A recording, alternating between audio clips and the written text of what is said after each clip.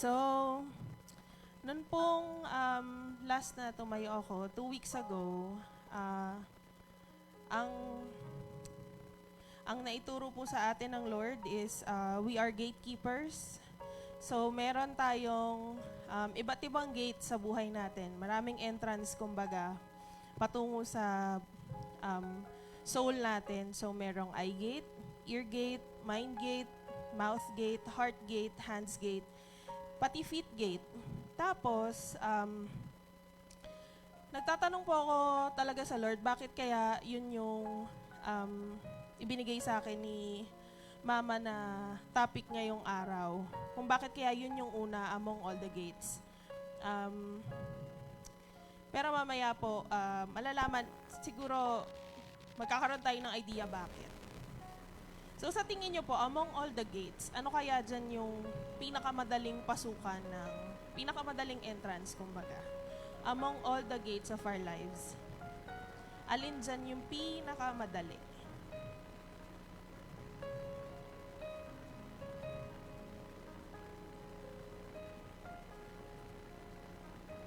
Ear gate. Yan po ang pag-uusapan natin ngayong araw. So, the ear gate, guard what you listen to. Specifically, hiningi ko kay AI na gawin itong picture na to kasi nung nagte-training din po about spiritual warfare, isang topic doon is kailangan nakasuot tayo ng full armor, no? So, hindi tayo magiging effective pala na guardian ng gates natin kung hindi tayo naka-full armor. Kung ang armor natin is sira-sira na, butas-butas na, paano mo pa i-defend yung mga, paano mo pa i-filter, kumbaga, yung mga papasok sa ear gate? So, hindi ka na magkakaroon ng, hindi na tayo magkakaroon ng enough equipment, kumbaga, hindi na tayo equipped na ma-filter kasi isang na-realize ko doon, hindi na tayo naka-full armor. Wala ka ng peace, wala ng faith. And sabi nga, paano po ba nagsisimula ang pananampalataya? Sabi sa Romans 10:17. So then faith comes by hearing, and hearing the word of God. Sinabi ba na faith comes by seeing? Or faith comes by thinking? Or faith comes by doing? Hindi. Sinabi dyan, faith comes by hearing. So yun nga, last week, sabi po sa atin, or 2 weeks ago, God has called us to guard the spiritual gate of our lives. And today, we will focus on the ear gate. Kung makikita nyo po, laging may dalawa naman eh. Laging may dalawang bagay tayong naririnig sa tenga natin. It can either be gossip or truth, negativity or encouragement, complaints, lies, God's words, worship, wisdom, pornography, fear, worldly influences, love, peace, or bitterness. Tulad nga nung, parang napaisip ako gabi, hindi naman talaga pwede na kapag merong nagsasalita ng negative dyan, may naririnig ka sa news, tatakpan mo yung tenga mo eh. Hindi eh. Walang way para takpan mo na lang yung tenga mo dahil ayaw mong marinig yon. So sa paanong paraan po kaya natin magagawa na tanging yung mga positive lang yung i-entertain natin? Paano kaya, no? Kasi syempre, kunwari, nasa bahay ka, tapos dalawa kayo ng kasama mo, yung kasama mo gustong manood ng news, ang nasa news, puro negative. Ang binibigay lang sa'yo ng news, takot. Matakot ka kasi puro patayan na lang sa school. Sa totoo lang po, nung yun ang naririnig ko, natatakot na ako para sa mga anak ko. Sabi ko nga, mag-homeschool na lang silang lahat, di na sila papasok sa school. Pero tama ba yun? Dinesign ng school para sa kanila eh. So, di ba? Parang di naman ako ganun ka-equipped na teacher para ako na lang yung magturo sa kanila. Ang tanging binigay lang nun sa akin, fear. So, paano? Paano mo kaya gagawin na kapag nandun ka sa isang lugar na puro yun ang pinag-uusapan, paano kayang positive lang yung entertaining natin? Paano kaya na yung tanging boses lang ng Panginoon yung maririnig natin sa kabila ng lahat ng yan? So, sabi nga po, you become what you constantly listen to. Whatever repeatedly enters your ears gradually enters your mind, settles in your heart, and eventually becomes part of your character. Kaya po pala, ear gate ang unang gustong pag-usapan natin ngayon, ang gustong itapik ng Lord sa atin. Kasi kung ano daw yung palagi mong pinakikinggan, kahit na sa simula mukha ka namang hindi interesado, kahit na sa simula wala ka namang pakialam, kaya lang kapag paulit-ulit, yun ang pinakikinggan mo, eventually magiging ganun ka. Because it will shape your character, it will shape who you are, kahit na minsan, kahit na sa simula ayaw mo. Kunwari, kung meron kang kasama sa bahay, na hindi pa ganong kalalim na Kristiyano, sobrang palamura, konting kibot, mura ng mura, yun yung lagi mo naririnig. Magugulat ka na lang one day, yun na yung lumalabas sa bibig mo. Kahit na sa simula naman ayaw mo. Kasi nga yun yung lagi mo naririnig. Kung ang lagi mong kasama sa bahay, magagalitin, palareklamo, magugulat ka na lang, one day pagising mo, puro ka na rin reklamo sa puso mo, puro ka na rin galit. Kasi yun yung lagi mong naririnig, araw-araw. So it is no coincidence na ang sabi daw ng Jesus sa Bible is, He who has ears to hear, let him hear. Maraming best daw po yung binanggit sa Bible. Hindi ko lang po na-search ilan, pero madami daw po. Bakit? Hindi naman ibig sabihin na kaya siya pinaulit-ulit ni Jesus sa Bible is because may problema ka sa tenga. Hindi naman ibig sabihin, bingi ka. Kaya paulit-ulit na sinabi yon ni Jesus. Pero, ang dahilan kung bakit daw po paulit-ulit is because may problema ka sa pakikinig. Paano po ba tayo nakikinig? Kasi iba yung narinig mo lang sa pinakinggan mo. Iba yung narinig mo lang sa pinakinggan mo. So, eto daw po. Kaya tayo, gatekeeper ng ear gate natin, kasi nga tulad nung sabi ko kanina, hindi naman pwedeng magtatakip ka lang ng tenga mo sa lahat ng bagay na ayaw mong marinig. Pero, meron kang way para hindi entertainin lahat ng bagay na naririnig mo. You even have a choice para sabihin sa sarili mo na hindi ko yan papapasukin sa buhay ko, eto lang. Pwede mo kasi tulad nun, no, maraming best ko na pong narinig na we try to seclude ourselves daw, ihiwalay natin yung sarili natin sa mga taong ganon. Pero kasi, mahal din sila ni Jesus eh. Gusto rin silang abutin ng Lord eh. And kung ilalayo lang natin yung sarili natin nang wala tayong ibang gagawin, paano na sila? Paano na nila mimimit ang Panginoon? So, ang kailangan po talagang gawin, we, wearing the full armor of God, kung haharapan tayo sa kanila, equip tayo na ma-filter yung mga bagay na hindi naman makakatulong sa pag-grow natin spiritually sa mga sinasabi nila or sa mga naririnig natin. Kasi nga, not everything that enters our ear should be welcome. Tulad na lang po ng karaniwang gatekeeper. Hindi lahat ng magsasabi dun sa gatekeeper na papasok dun sa pintuan, hindi lahat ng magsasabi na, pwede ba ako pumasok? Hindi lahat oo-ohan niya. Though pwedeng magpaalam, pero hindi lahat oo-ohan. Parang yung mga maririnig daw natin. Pwedeng lahat yan, magtangka na pasukin ang puso mo, pero ikaw may choice ka, pakikinggan mo ba o hindi. So sa Hebrew po, ang word na shema, it means to hear, to listen attentively, and to obey. Hindi siya or. Ang pakikinig, walang or. It means to hear, to listen attentively, and to obey. Yun daw po ang pakikinig na gusto ng Panginoon. Kaya siya paulit-ulit dun sa lahat ng may tenga makinig. Kasi after you hear, after you listen attentively, the next thing that you should do is you should obey. Kaya nga po, yung mga naririnig natin na ine-entertain natin palagi, ayaw man natin sa gusto natin, kapag yan, hinayaan nating pumasok sa tenga natin, pasukin ng puso natin, eventually, yung actions natin, kung ano na yung naririnig natin. Kaya dapat daw talaga maging gatekeeper tayo ng ear gate natin na hindi lahat ng naririnig natin, i-welcome natin sa buhay natin.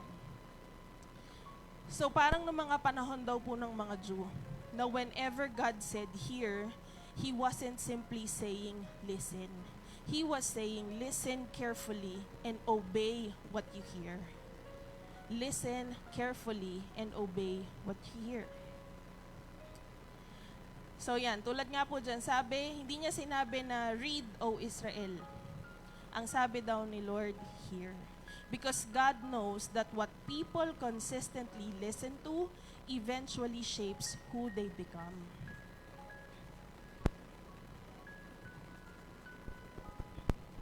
Yan, so bakit po ba sobrang importante ng ear gate natin? Number 1, because faith begins with hearing. Tulad nga po nung sinabi sa Romans 10 verse 17, faith comes by hearing. So hindi sinabing by seeing or by feeling, it comes by hearing, and hearing the Word of God. So number 2, bakit importante pong ear gate? Because it can lead to life or death. Na kapag ang pinili nating pakinggan is gossip, negativity, lies, complaints, fear, doubt, it will all lead to death, spiritual death. It leads to bondage, fear, regret, and eternal separation. But if we choose to hear God's word, encouragement sa pamamagitan po ng pagsasama-sama natin, fellowship, worship, truth, faith, and love, it will lead to life. It will lead to freedom, peace, purpose, and eternal life. Yan, tulad niyan, isang magandang example po. Nung pasimula pa lang, kailan ba daw nagsimulang magkasala si Eve? Hindi daw siya nagsimulang magkasala nung kinain niya na yung pinagbabawal na bunga. Nagsimula siyang magkasala nung pinakinggan niya yung ahas. Kasi nung nakinig siya, nung nagsalita yung ahas, nakinig siya, she considered, ninamnam niya yung narinig niya, naniwala siya, and then she acted out. Hindi naman nagsimula ang kasalanan nung kinain niya na. Nagsimula pa lang nung hinayaan niya na yung sinasabi nung kaaway, pumasok sa buhay niya. So, ganong kadali po tayong napapasok ng enemy kapag nagsisimula siya sa tenga. Kasi kung ano yung hinahayaan nating paulit-ulit na pumasok sa atin, mananamnam na ng isip natin, papasok na sa puso mo, and eventually your actions will show kung ano yung pinaniwalaan mo, kung ano yung pinakinggan mo. Same with Eve. So yan, before daw po pinasok tayo ng kasalanan, kasinungalingan muna yung pumasok sa ear gate natin. And the fall began with listening to the wrong voice. And number 3, bakit importante ang ear gate? Because it shapes the atmosphere of your mind. So when you fill your mind with complaints, with gossip, with hatred, with negativity, it will fill your mind with darkness. But when you fill your mind with life, or with truth, encouragement, word of God, worship, faith, and love, it will fill your mind with life. So if your ears are constantly filled with, ayan nga po, yung mga negatibong bagay, lagi na lang makikita naman po sa aura natin, no? Kapag kung ano yung laman ng puso natin, kung ano yung paulit-ulit nating siguro ine-entertain. Kapag puro na lang paggalit, puro reklamo, puro negatibong bagay yung hinahayaan mo na pumasok sa buhay mo, makikita po yan sa muka. Ako naniniwala ako dun eh. Pero kapag ang hinayaan mong pumasok sa buhay mo is puro salita ng Diyos, puro encouragement, puro pagpupuri sa Lord, puro being grateful, makikita rin po yan. Kahit wala ka pang ginagawa, minsan sa mukha mo palang makikita na yan. Isang magandang example po, nagkaroon po ng bisita dito sa church nung Friday. Para siyang breath of fresh air. Though hindi na siya bago, luma siya, pero para siyang breath of fresh air. Kasi walang ibang lumabas sa bibig niya kundi puro salita ng Diyos. Puro papuri sa Lord, puro positive lahat. Wala ka narinig sa kanya na may reklamo siya sa buhay. Kahit na ang pasok niya 3 a.m., kailangan niya magising ng 1 a.m., tas babiyahe siya, papasok siya ng 3. Hindi siya nagrereklamo. Nanay siya ng 3. Bumiyahe pa siya from Tansa, going here, just to hear the word of God, just to attend the training. Grabe, tas ako, nasa baba lang, di ako makaakyat dito kasi ang reklamo ko sa Lord, Lord, puyat po ako, pagod ako, sorry. Ganon na lang yon. Pero siya, from Tansa all the way here, para siyang breath of fresh air. Na wala kaming ibang narinig, kundi puro positive lang. Nag-leave pa nga siya kasi nga sabi niya napapagod na siya. Nag-leave siya para maka-attend siya. Nasabi ko nga, nung pinag-aaralan ko po ito, sabi ko, very timely yung pagpunta niya dito na wala kaming ibang narinig, wala kaming ibang hinayaang pumasok sa tenga namin. Actually, after nung training, parang lahat kami magaan yung feeling. Tama po ba? Sa lahat ng nandito. Parang lahat magaan yung feeling kasi ang gaan niya kausap. Tapos, all the time, parang siya lang yung bangka. Lahat talaga kinausap niya. Nakakatuwa kasi even Mara and Ann, hindi sila makauwi-uwi kasi nangangaral lang siya na nangangaral sa kanilang dalawa.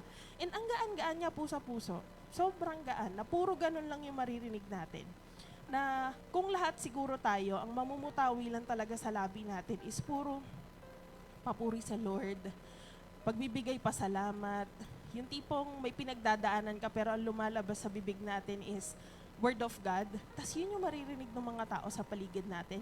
It will not only help us, pero matutulungan din lahat ng nasa paligid natin, hindi lang tayo. Kasi kung ano nga yung lumalabas sa bibig natin, di ba? Parang kapag nagme-memorize tayo, ako, effective po sa akin na kapag may mini-memorize ako, kailangan naririnig ko yung sarili ko. Hindi pwedeng binabasa ko lang siya, hindi siya ganun ka-effective sa akin.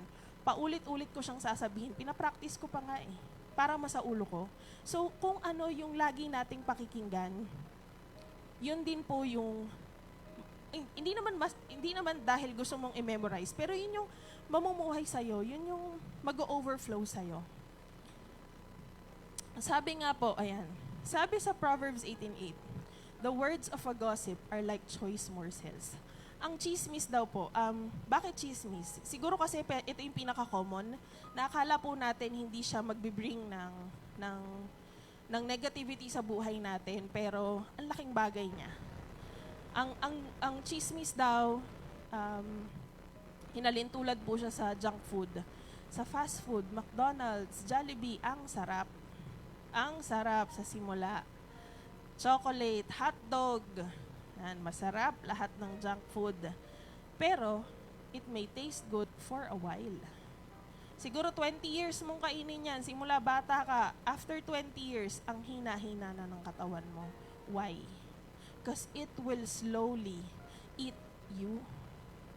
Ang chismis daw, or ang junk food, it will slowly destroy you. Kahit nasa simula, masarap siya, pero kung laging yan ang kinakain mo, sisirain niya yung healthy ikaw. Same with gossip. Sa simula, masarap yan pag-usapan, masarap umupo, pakinggan ang kwento tungkol sa buhay ng ibang tao, makikibat-in ka pa. Oo nga. Makikiganyan ka pa. Oo, masarap sa simula, pero eventually, yan ang maglalayo sa atin sa Panginoon. Kasi hindi niya yan gusto. Hindi matatagalan ng Lord ang mga negative na usapan. Lalo patungkol sa mga taong mahal niya. Yung pinag-uusapan niyo, mahal niya yan Pag yan ang topic nyo, lumalayo ang Lord kasi nasasaktan siya. Same with kung ikaw ang pag-uusapan ng ibang tao, hindi matatagalan ng presensya ng Lord yun kasi nasasaktan siya. Mahal niya yan So, sa simula, masarap yan. But eventually, marirealize mo na lang, parang di ko na naririnig na nagsasalita ang Lord. Parang wala na akong nararamdaman kapag nagpe-pray ako. Kasi pala, kinakain na nun yung sistema mo Mukha lang siyang masarap, pero eventually, kinakainan niyan yung mga good traits mo, yung mga good characters mo, nabalutan ka na ng puro negatibo na lang. Number 4, bakit po importante ang ear gate? Because it will determine which voice you will follow. Ayan. So marami ng klase ng boses tayong maririnig sa iba't ibang form. It can be a form of boses ng katabi mo, boses ng social media, boses ng mga influencers na nagpo-promote ng kung ano-ano, balita, si ChatGPT, AI, may boses na rin daw ang AI. Pag nagtanong ka, masakit yung ganito ko, anong meron ako? May ganito kang sakit. Oh, wala na, pinakinggan mo na. Ako po yun. Nag-search kasi ako sa tantuhod ko eh. Wala na, napakinggan mo na. Sabi ko kay JR, ay, may sakit ako. Ay, nako. Pero yan nga, marami daw po ng klase ng boses tayong maririnig. Pero as an effective guard of our ear gate, isang boses lang dapat yung pinakikinggan natin. And if you are a true sheep, you will exactly know the voice of your shepherd. Isang magandang example po dito, naalala ko nung bata ko. Pag nasa mall kami, normal na po sa akin ang tumakbo, lumayo, kila mama kasi may inip ka, naghahanap sila ng kung ano-ano, na ayaw mo naman. So, lalakad ka, paikot-ikot ka. Eventually, mawawala ka na. Tapos, tatawa si kuya. Feeling ko nangyari sa mga anak niya to. Eventually, mawawala na ako. Pero anong yung isang bagay na makakapagpa-direct ulit sa akin sa parents ko? Kahit na ang dami-daming tao sa mall, pag nagsalita na sila, pag tinawag na nila yung pangalan ko, alam ko sila yun. Bakit? Kasi kilala ko yung boses nila. Kahit yung mga anak natin, mga anak ko po, sit-sit lang ni JR. Ang dami namang sumisit-sit sa labas, no? Alam ni Dylan. Pag sit-sit na ng tatay niya, yung narinig niya, bababa na yan, lalapit na yan. Ganon daw po tayo dapat sa Lord. Sit-sit pa lang ng Lord, dapat kilala na natin. Because if you are a true sheep, you know the voice of your shepherd. Hindi ka dapat maliligaw. Hindi mo na dapat tanungin, Lord, galing ba to sa'yo? Tong naririnig ko ba, galing sa'yo or hindi galing sa'yo? Wala na dapat ganong question. Kasi nga, you should recognize the voice of your shepherd. And the number 5 po, our ear gate must be guarded. Sabi sa Isaiah 55 verse 3, incline your ear and come to me. Hear, and your soul shall live. Again, incline your ear and come to me. Hear, and your soul shall live. So, ang sabi dito, sa pakikinig natin, lalapit tayo sa Lord, sa pakikinig, mabubuhay tayo. Ganon lang po kasimple. Kasi nga, kung ano yung pinakikinggan natin, kung ano yung hinahayaan nating pumasok po sa ear gate natin, doon tayo madalas nakafocus, doon tayo madalas papunta. Kahit na ayaw natin, madalas, kung sinimulan mo ang umaga mo nakinig ka ng worship song, nag-devotion ka, natapos na yung devotion time mo, no? Lumabas ka, pag-usap ka sa mga kaibigan mo, ang naging topic na chismis, hindi ka umalis. Nagstay ka. Ano nang nangyari doon sa naging time mo sa Lord? Natabunan na yon nung time na in-entertain mo yung pangit na usapan. Imbis na dapat, ang ganda sana nung simula, kaya lang yung kalagitnaan, nabalutan na ng hindi maganda, eventually, kung hindi tayo makakabawi, kung hindi natin maigagard ng maayos yung mga hinahayaan nating pumasok sa tenga natin, papunta sa puso natin, eventually matatapos yung araw mo na gano'n na lang. Negative na lang. So, lagi po natin, kasi nga, hindi lang naman siya one-time decision a day na gagawin natin. Nasabi mong ginawa mo to ngayong umaga, tas mamaya, pwedeng hindi na, bukas na lang ulit. Decision siya that you have to make every time.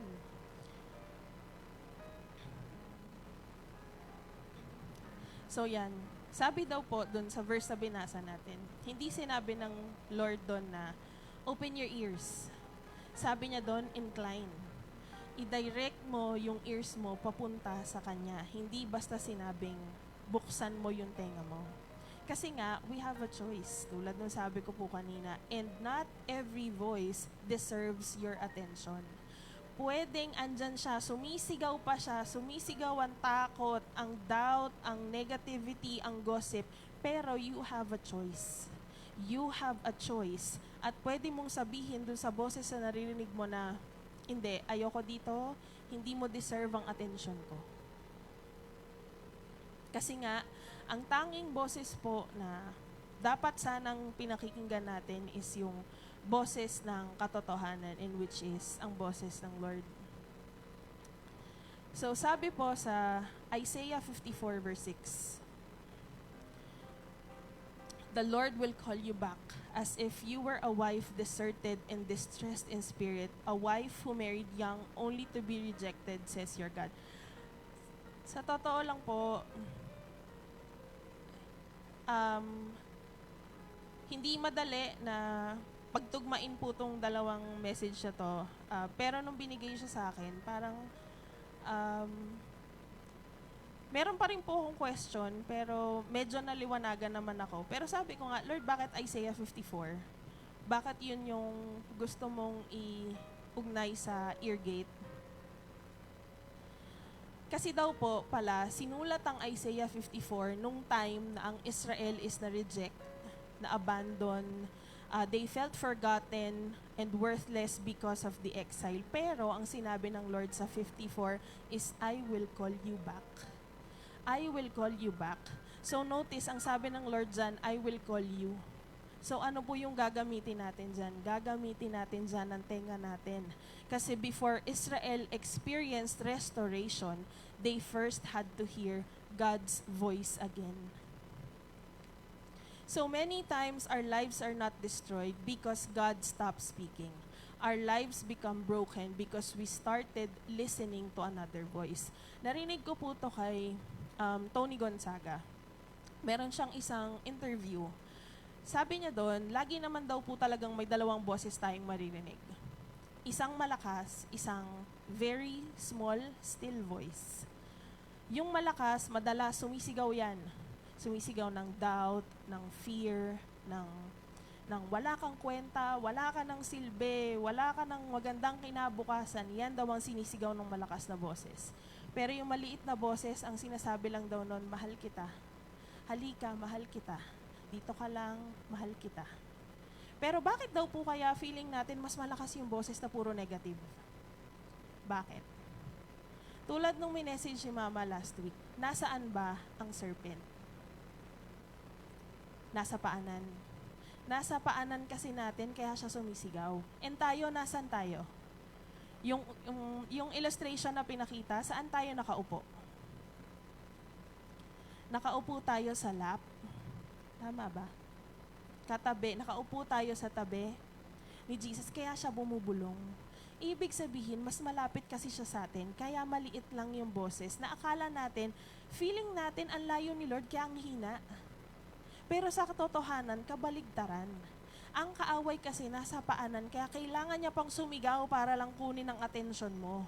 Pero si Lord, maliit na boses lang ang kailangan niya. And hindi totoong malayo siya. Katabi mo kasi siya, kaya hindi niya na kailangan sumigaw. So this time, meron daw tayong choice po. Ano ba yung bagay na mas pakikinggan natin? Yung sumisigaw o yung bumubulong lang? So when sa Isaiah 53, ang mga Israelites daw po, they listen to the voice of fear, the voice of idolatry, the voice of surrounding nations, and the voice of unbelief. Because they listened to the wrong voices, they walked away from God. Kasi nga, eventually, yun na yung magiging action mo kapag yun yung palagi mong pinakinggan. Pero ano pa rin ang sinabi ng Lord sa Isaiah 54? I am calling you back. So the ear gate determines whose voice will direct your life. Kung ang sinasabi daw po ng kaaway, you are not enough, God says, you are my child. The enemy says, it's over. Tapos na, wala ka ng purpose. Ang sabi ng Lord, I will restore you. Ang sabi ng kaaway, wala nang nagmamahal sa'yo. Ayaw na nilang lahat sa'yo. But the Lord says, I am calling you back. So which voice are you allowing through your ear gate? So restoration begins when you stop believing the voices that condemned you and start listening to the voice that calls you back. Yang mga nagsasabi, yung mga boses na sumisigaw na you are not enough, walang nagmamahal sa'yo, natapos na ang calling mo kasi matanda ka na, hindi ka magbabago, na hinihiya ka, kinokondem ka, kinocompare ka sa ibang tao, lahat yan kasinungalingan lang. Lahat yan hindi totoo. Listen to that small voice that is speaking diyan sa tabi mo at nagsasabi sa iyong halika dito, I will call you back. Hindi pa tapos ang purpose mo sa buhay. Kahit na 80 years old ka na, may purpose ka pa at magagampanan mo pa ang calling mo. Again, hindi po nagsimula ang restoration ng Israel sa pag-uwi nila. Nagsimula ang restoration nung pinili nila ang pakinggan ulit ang boses ng Panginoon. So what you hear determines where you go. Eve heard the serpent and moved away from God. Samuel heard God's voice and became a prophet. Peter heard Jesus say, "Come," and walked on water. Israel heard God's call in Isaiah 54 and found restoration. So meron tayong choice. Meron tayong choice. The direction of your life is often determined by the direction of your ears. Sino pong boses ang gusto nating pakinggan? Saang direction natin gustong matapos ang buhay natin? Anong direksyon ng buhay natin ang gusto nating makita ng next generation, makita ng mga anak natin? Saang direksyon natin sila gustong patunguhin? So yan yung mga maling boses. Pero ngayong umaga daw po, sa pamamagitan ng Isaiah 54, may malakas na boses na gustong pumasok sa ear gate mo. Na ang sinasabi, anak, umuwi ka na, hindi pa tapos ang plano ko sa buhay mo. Tinatawag pa rin kita, mahal pa rin kita. Kasi madalas hindi na po natin to naririnig, no? Especially kapag siguro nasa age na tayo na feeling natin, malapit na tayo sa, yung term ng matatanda, yung malapit na sa dapit hapon. Now, feeling natin, wala na tayong calling kasi matanda na. Pero, hindi daw po yung totoo eh. The fact na andyan ka pa, you're alive, hindi ka pa kinukuha ni Lord, meron ka pang calling, meron ka pang purpose, meron pa siyang gustong ipagawa sa'yo. So your destiny is not determined by the loudest voice around you. Again, malakas po ang sigaw ng kaaway, pero hindi daw yon ang makakapag-determine ng destiny mo. It is determined by the voice you choose to enter your ear gate. So the enemy will try to destroy you through your ear gate. He will whisper lies, plant seeds of doubt, and fill your mind with fear, but you have the power to choose what you listen to. Be a faithful gatekeeper. Set your ears on God's voice and guard your heart. So then faith comes by hearing, sabi ulit sa Romans 10, and hearing the word of God. Marami pong ibang boses na pwede tayong pakinggan, na pwedeng mag-lead sa atin sa distraction, pwedeng mag-lead sa atin into making wrong decisions. Pero ang lagi lang po nating balikan, tulad nga nung sabi nung bisita namin nung Friday, hayaan mong ang Bible lang maging compass mo. Yun daw ang lagi niyang sinasabi sa mga anak niya.